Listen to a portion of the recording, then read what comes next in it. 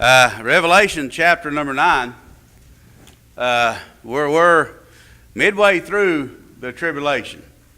We've gone through the times of sorrow, and now the first 3.5 years, and now we're in the second 3.5 years, known as the Great Tribulation. And we've gone through 4 of the trumpet judgments already. And these judgments, the first 3.5 years, the seal judgments took place, and now we're in the last half, and things are beginning to happen more rapidly, more quickly. And we see here in chapter number 9, it says, "And the 5th angel sounded, and I saw a star fall from heaven unto the earth, and to him was given the key of the bottomless pit. And he opened the bottomless pit, and there arose a smoke," he said, "out of the pit as the smoke of a great furnace, and the sun and the air were darkened by reason of the smoke of the pit."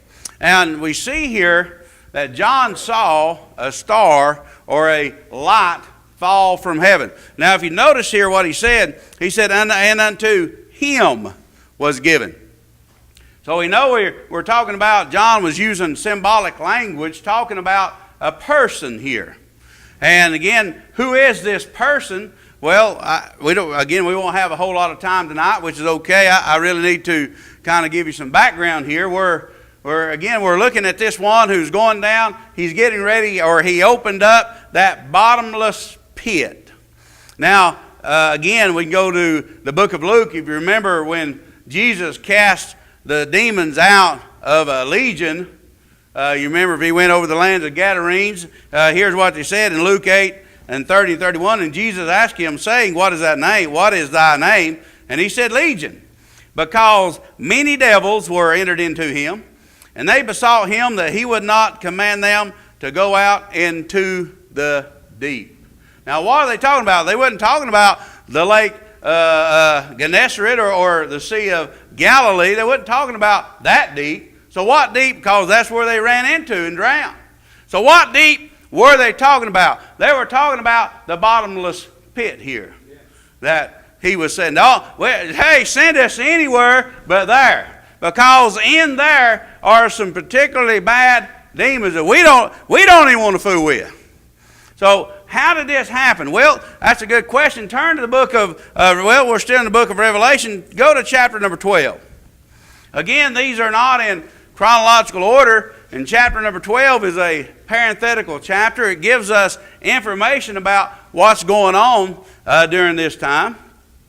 And we see here who this one is that has been cast out of heaven onto the earth. And, well, in verse 1, it says, "And there appeared a great wonder in heaven, and a woman clothed with the sun and the moon under her feet, and upon her head were a crown of 12 stars. And she being with child," he said, "travailing in birth, and pain to be delivered." And again, he's talking symbolic language about the nation Israel here. That's Israel. But you go on down, verse number 7, it says, "And there was a war in heaven." Again, this is that war that's taking place in heaven during this mid-tribulation, or this midpoint of the tribulation. There was a war in heaven. "Michael and his angels fought against the dragon." Again, who is that dragon? Well, symbolic language used to describe a literal person, which is Satan, the devil. He's that dragon.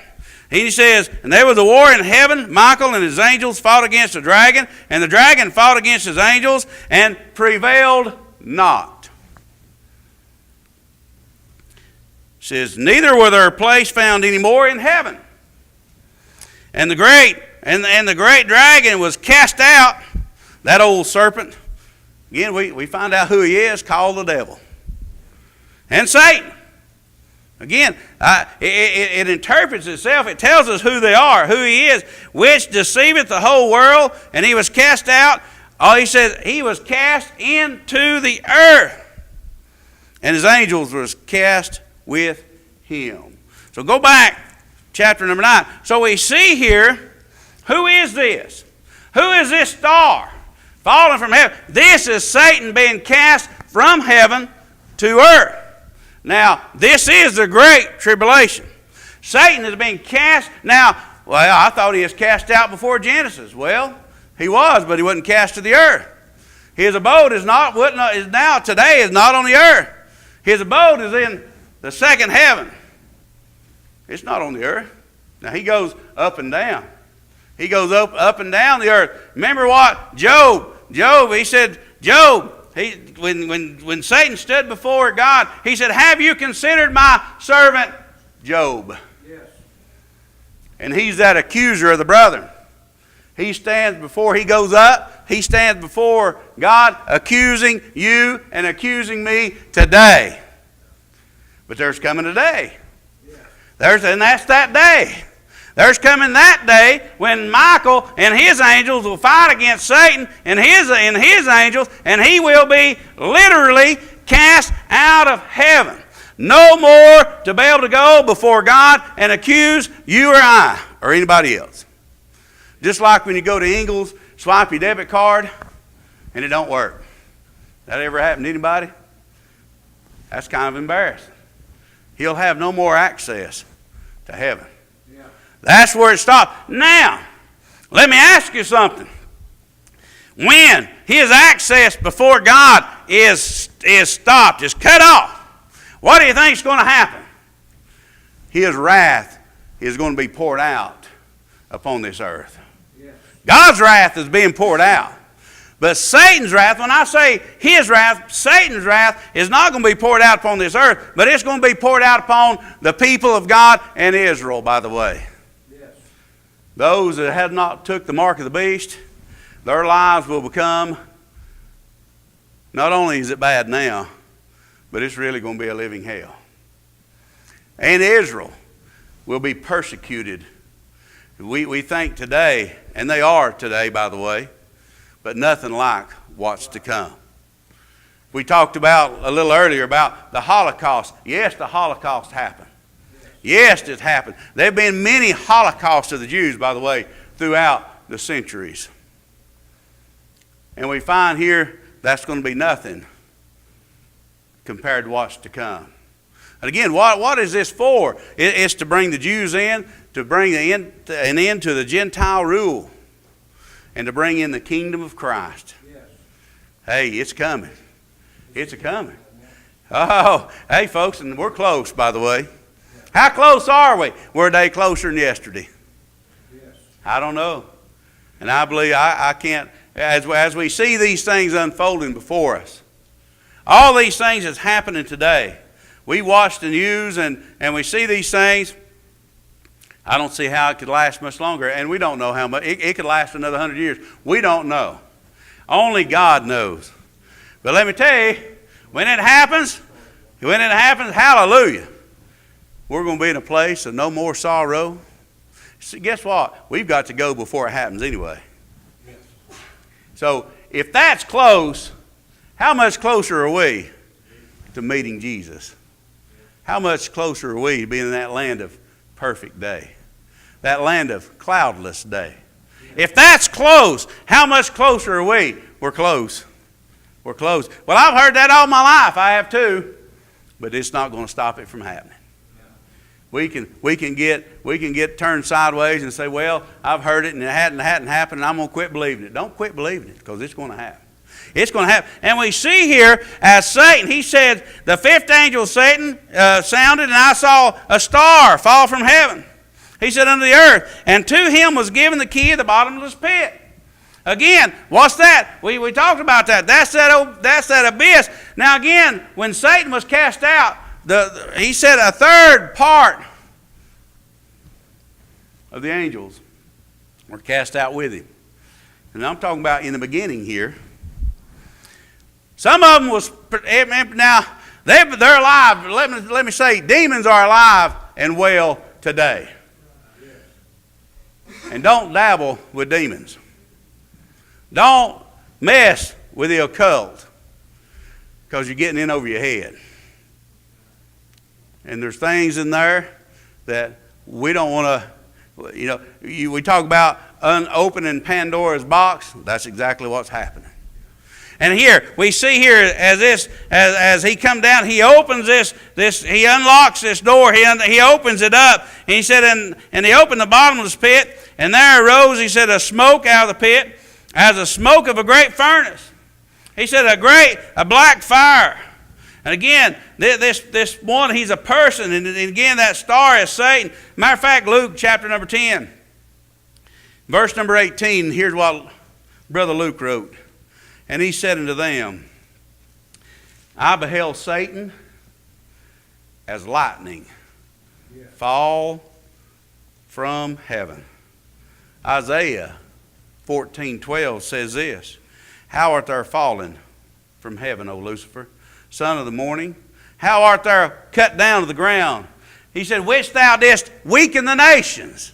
Well, let me tell you, who is it that's caused all these problems amongst the nations, by the way? That's right, it's Satan. He is the one who is caused. Matter of fact, we cause a lot of our own problems, I understand that. But let me ask you a question, okay? Let me ask you this. How many of us believe the Bible? Raise your hand. How many of us believe that the account of Noah and the flood? Believe it happened. Noah, the worldwide flood. How many believe that only 8 people survived that flood? Okay, now if only 8 people survived, now I believe that with all my heart. If only 8 people survived that flood, can I ask you a question? Where did prejudice come from? Where did it come from? Out of 8 people. Guess what? Our black brothers are literally our black brothers. Our red brothers are literally our red brothers. Hey, if we say we believe the Bible, it come out of 3 brothers and their wives and Noah. I believe that.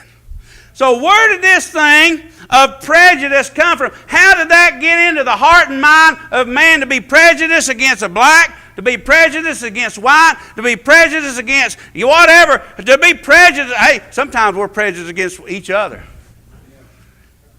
Mountain people are the worst, by the way. I'll be honest with you. Mountain folk, boy, you get somebody new coming to church and everybody gives them skunk eye. Right? That's just mountain folk. I'm just being honest. Now, if we say we believe, where did it come from? It came from Satan to get in the heart and minds of you and I to turn us against our brothers and sisters. Have you ever seen a baby be born prejudiced? I've never seen a baby be born prejudiced. It has to learn that stuff. Who does it learn it from? I heard it from my grandpa, which heard it from his grandpa, which heard it from his grandpa, and on down the line. It's learned. And here, who is that? And old Satan, that very one who deceives a nation, matter of fact, he still deceives you and I. Yes.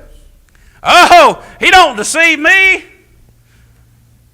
I know all his tricks. No, he don't. Matter of fact, he uses the same old ones, and we fall for them all the time. Yes, sir. We do. But here, that's that one that he's talking about. Now again, this 5th sound, what are we into? We got the 4 trumpet judgments. Now those trumpet judgments fell upon the earth. The earth is being judged in those 4 trumpet judgments. Did you notice when we went through those, what happened? Well, a third of the earth, basically. A third of all the grass, a third of the trees, a third of the moons, a third of the stars, a third of man, a third of the sea creatures, a third of creation had been destroyed. Judgment has come upon them. That don't ever say, it's my sin and it don't hurt anybody else. That's a lie from Satan, by the way, too. Our sin goes far beyond self. Adam's sin went far beyond Adam. The earth was cursed along with Adam. And we see here, He says, and he said, and he says, and these demons, he said, and they unlocked this, and he said, there's smoke come up. And again, what's he going to do? He's going to release some demons here. Now, in this very same pit that we're talking about, this is the very same one that Satan is going to be bound in for 1,000 years. Yes. He's just unlocking the door for him to go in. So it's not long for he's going to be. It's not going to be long for he resides there. And again, we see here, and he opened the bottom of this pit, and there rose a smoke out of the pit as the smoke of a great furnace in the sun. He said, and the air was darkened by reason of the pit, and there come out of the smoke, he said, locusts upon the earth. And to them, again, he said, them. Who is them? Well, that's these locusts. Who are they? These are literal creatures, by the way. Yeah. They're literal. They're real. They're demons. They're coming out. They're coming out. He said, and there was power given as scorpions of the earth have power. And we see here the smoke. You know, it's smoke. He said it even blocked out the sun. You ever seen smoke so thick it blocks out light? Sure you have. You've seen these volcanoes. We've seen it on the news here in Hawaii. All this smoke that blocks out part of the sun. And here, that's what he's saying here. This smoke that comes out of this pit, it's going to block out part of the sun. What is that? Well, what's the old saying, where you see smoke, there's fire? Well, that's what it is. It's just a precursor to judgment is coming. More judgment is coming here. And again, we see Satan here as he come down. Again, as he opened up this prison. Matter of fact, over here in Jude, chapter number 1, or verse number 6. There's not but one chapter in Jude, by the way. Jude, verse number 6. He said, and the angels which kept not their first estate. What was their first estate? Hey, it's heaven. Which kept not their first estate. Hey, the angels were made to do what? Serve God. To praise God. But then again, they had another one rise up and said, I will set myself up above God. And that was that one called Satan. And he says, and the angels was kept not their first estate, but left their own habitation. Can you imagine giving up heaven for a bottomless pit? Can you imagine, as beautiful as we can imagine heaven to be, these angels following after Lucifer, after Satan, giving up a heavenly home for a jail cell? That's terrible. And we find here, but left their own habitation, and he hath reserved in everlasting change under darkness and the judgment of the great day. Hey, matter of fact, this day of judgment, they're really close to it right here. Because right after the end of this is the great white, well, there's another 1,000 years, by the way, in between that, then the great white throne judgment. But yet, that day of judgment is close. And he says here, verse number 4, and we'll stop here at verse 4 so we can have our business meeting. And it was commanded them that they should not hurt the grass of the earth, neither any green thing, nor any tree, but only those men which have not the seal of God in their foreheads. Now again, these are not locusts as we think of locusts. Now, he said they have no king. He said, but here, now let me rephrase that. They have a king. They have a commander. Locusts have no king, by the way. Bugs have no king. Over here, Proverbs chapter 30, verse number 27 said, the locusts have no king. Yet go forth, he said, yet go they forth all them by bands. And we've seen all these bands of locusts flying and devouring all the vegetation there in Egypt and all, and in Africa. Exodus 10 and 14 says, the locusts went up all over the land of Egypt and rested in all the coast of Egypt, and were very grievous were they. Before them, he said, were no such locusts, neither after them shall be such. So here, he said they were like, this again symbolic, as there's going to be a bunch of them. And they're all going, but they all have one goal in mind. They all have one thing. They have a common goal here. They have a command. He said it was commanded them. They were told. Now, I know I've heard that people say, well, these are going to be helicopters and all that. I believe it's going to be demons. They're going to have a commander. And that commander is Satan. But yet, here, as God said, he said, and to them, he said, but it was commanded them they should not hurt the grass of the earth, neither any green thing, neither tree, but only those men. Who are they going to hurt? Now, if we had locusts come out, what are they going to do? They're going to eat up the crops. But these are not going to eat up the crops. What are they going to do? He said, only hurt those men which have not the seal of God.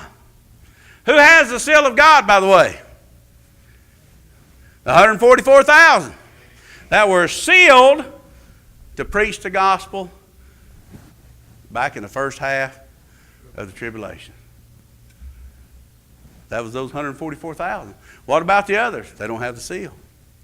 What about those that, again, let me say, those that have trusted Christ? Now, I know the 144,000 are sealed, but those that have trusted Christ, hey, they're going to have to endure. And they're going to need God's grace and mercy to do that. And we see here, as they begin to say, only those that have not the seal of God in their foreheads. All right, so let me ask you another question. We're going to close with this question. Those who have the seal would be called what? The answer is they'd be called the godly, right? If you don't have the seal in your forehead, what would you be called? The ungodly. God's judgment is being poured out upon the ungodly. And that's what's happening here. He said these demons, those that's coming out of this bottomless pit, they're going to have a commander, and that commander is going to instruct them who and who not to touch. And we're going to see here just shortly, they're going to be able to sting. They're going to have a power. He said the power of a scorpion. They're going to be able to sting, but yet, how long does a sting hurt today? When you get stung, we think it's going to hurt forever, right? I'll be honest. I get stung, you think it's going to hurt forever. It don't hurt for too long. Usually a day, maybe two, and it's gone. This is going to hurt 5 months. It's going to hurt as bad the first day. 5 months later, it's still going to be hurting just as bad. Boy, that's something to look forward to, isn't it? I'm glad we won't be here. But I'm thankful that God has given this in our book. Has given us to be able to see. And you should give us a sense of urgency to reach those that if they don't accept Christ, they very well could be experiencing this.